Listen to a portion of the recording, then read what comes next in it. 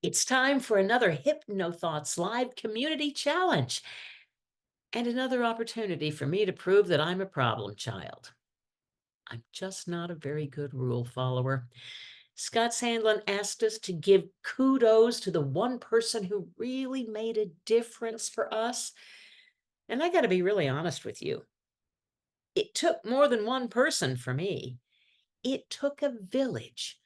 So if you don't mind, I'd like to give kudos to some of those really important people in the Karen Hand village who helped me find myself and become the hypnotist I am today. I want to start out with Carm Blackenary. Carm, a local Chicago boy in my own hometown, who was the chairman of the Mid-America Hypnosis Conference for more than 30 years. First conference I attended because it's in my backyard. And Carm took an interest in me. He encouraged me. He attended talks that I gave. He was a cheerleader, and he bestowed upon me, much to my amazement, the Hypnotist of the Year award one year. That put a boot in my ass to get out there and make a difference. Carm has always been in my corner, and I'm happy to say he is a friend to this day. Also in Chicago, Larry Garrett. Now, Larry is just a wonderful man. He brings hypnotists from Chicagoland all together once a month, and you can share and ask ideas. And I came from the very competitive world of radio broadcasting. I was a radio personality before I got into hypnosis, and boy, is that a competitive business. Larry Garrett tried to tell me that there was no competition in hypnosis. Took me a while, but I discovered he's right. He's right because I'm not competing with Larry for clients. We both have our own fair share. I don't do hypnosis the way Larry does. He doesn't do it the way I do. And so for the people who resonate with me, they're coming to me as clients. And for the people who resonate with Larry, they're going to him. And there are clients all over Chicagoland with that very same story. It was Larry that really taught me to put myself out there, be who I am, and the clients will find me. I'll always be grateful, Larry. And again, still a friend in my life. Shelley Stockwell Nicholas. I ran across her at the Mid-America Hypnosis Conferences. Now, remember, I was a new baby hypnotist, and boy, did I know what we were doing. Close your eyes and sleep. Ooh, do this, do that. Don't eat. It was Shelley who tipped me off that we don't have to be authoritarian or mean or even very serious. Shelley taught me how to have fun and laugh with hypnosis. And my success went up exponentially as I started playing with clients instead of demanding from clients. Thank you, Shelley, dear one. Melissa Tears probably saved my life in hypnosis. Along the way, I'd found myself in a hypnosis cult. I got in because I thought the training was going to be exceptional, and it was. And yet it took a nasty cult turn as we were dedicated to a protocol instead of the client.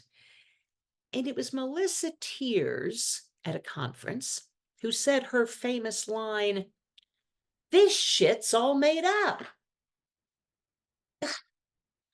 Really? Wow, that protocol stuff is all made up. And by the way, the stuff the clients bring into our office, that's usually all made up too. I mean, there's no inherent reason to have a spider phobia. That got made up someplace. There's no inherent reason not to love yourself or be confident. That got made up someplace. It's all made up. And Melissa helped me learn how to change that perspective to a more positive perspective, starting with seeing your client successful. Thank you, Melissa. I will always be indebted to you. Michael Watson. My hypno husband. It was at a Hypno Thoughts that I first met Michael Wasson. We weren't even destined to meet, but we did, liked each other instantly.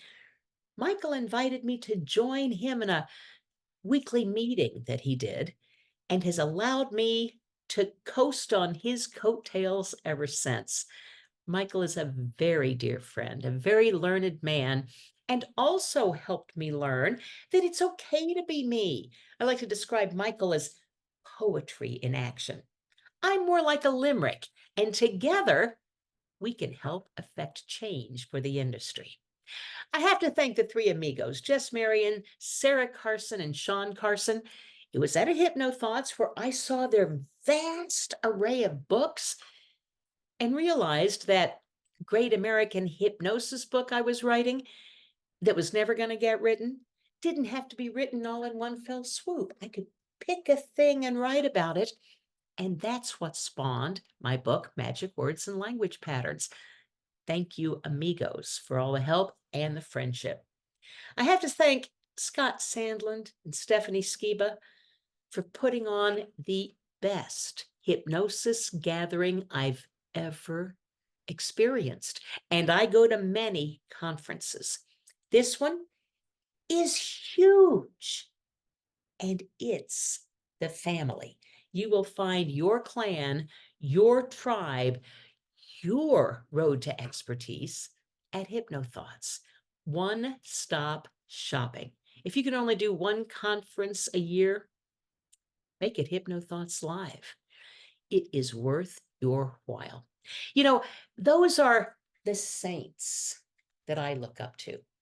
We have lots of Latter-day Saints too. Kaz Riley, Kelly von Heidekamp, Joseph Onesta, Dan Candell. Oh, one of the best and nicest guys in the world too. Jason Lynette going off into comic clubs. They all mean something. They've all had an impact on me. And now that I have been doing this so long, yeah, I still go see the greats, but you know who I really want to learn from? I want to learn from the new people who come to Hypno Thoughts and share their experience, because that's how we evolve. That's how we keep moving forward. And I love seeing a brand new hypnotist and walking away from their talk with, wow, that's something I hadn't considered before. Let's give that a try. Thank you, Scott and Stephanie, and thank you for all of my village, because it continues to grow. And I look forward to getting the village together again in July. Cannot wait to see you all and all of the new folks come together at the Sahara. See you soon.